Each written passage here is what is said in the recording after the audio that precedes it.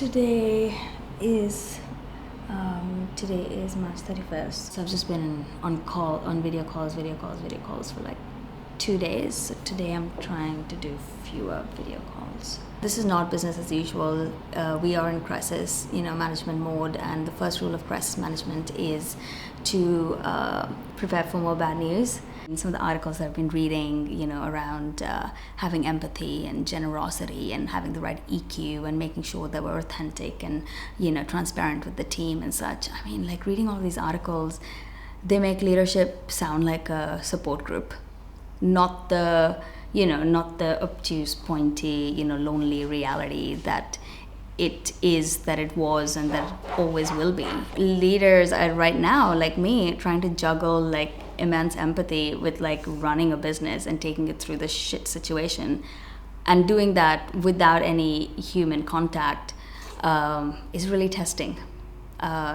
Testing is an understatement, and that's not just for me, but it's for the rest of the leadership team as well. So it's tough times, I think, for leaders everywhere. So there's just a lot of change to navigate at the moment. Some days I'm good with it, some days I'm not. Some days I'm just, some days I think we are doing quite well as a team in the way we're communicating, in keeping our spirits up, in ensuring that communication is consistent across the group. And then on other days I submit to more than my usual dose of fear and self-doubt and anxiety. I read this thing that pandemics tend to hold a mirror up to humanity, and I thought that's this interesting way of putting it, but it's very true. And a lot of choices that we're making now that will change the way we behave in the future, or the things that individuals and businesses need to realize about what people value. And I'm reading all of that, but on a personal level, what I'm struggling with is I'll have a conversation with someone who tells me about their worldview, and I'm really engaged with that, and a lot of it has to do with who it's coming from, and I believe it. But I read it, and I believe it, and I think I get it, but I don't know if I really get it, because I need to reflect, and it needs to come from inside me. I'm a very intuitive person, and some of this stuff shouldn't be, I read it and I believe it. It should be, here's what I think is going to happen, and my version of what's to come, and I don't have that at the moment, and it's a bit, I know that the way to do that is to take some time off to reflect and to look inside me and to ask myself questions around, the things I value, and truly think about what's happening around us to be able to have a better idea of the changes and what's to come. I haven't gotten there yet. There just seems to be so much to do, on a day-to-day basis. But also, a part of me is afraid that I'll look inside me and there'll be nothing, that I won't find this big, bold human truth. So I keep reading and hoping that I'll read things, and enough people say the same thing, then it will inspire me, enough to believe in their version of reality, and that hopefully I can mold myself to better cater to that reality, is what I'm doing at the moment. What changes would I like to see?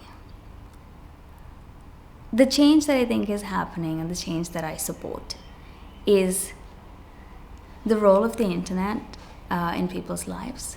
The internet did distance us, but it also connects us in so many ways. And I think the fact that we're all working remotely and working from home is a great opportunity to, to revive our relationship with the internet. And it truly is a way for people to connect, as opposed to a way for people to waste time, right? So I think that's a change I'd like to see in the role of the internet in our lives.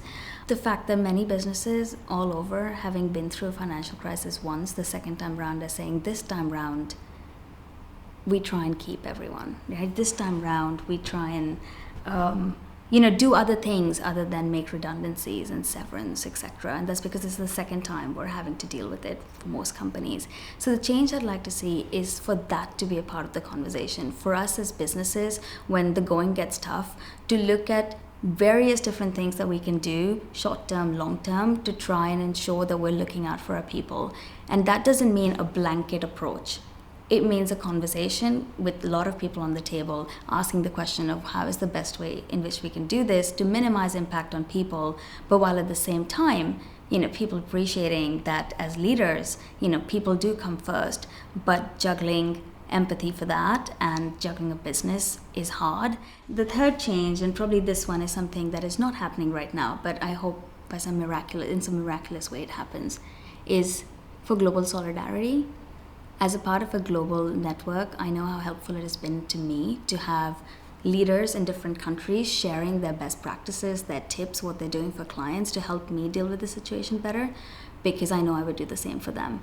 And I wish that we could do that as countries, where countries actually spoke to each other about things that they've learned, things that they're discovering, things that can help the situation, but also when the situation, erupts in China, US sends over their ventilators, for China to use, because when the situation goes, goes the way it is now in New York, China would do the same. And I wish we did that on a global level, because the resources of all of the countries together could have fixed this a lot easier, because now everyone's dealing with the negative impact of having done this in a nationalist way, as opposed to, world leaders actually helping each other out, because ultimately we're all part of the same planet and we're all part of the same world and we're all human beings, and that's what ties us together. And I hope that would happen, because it would make it better for all of us.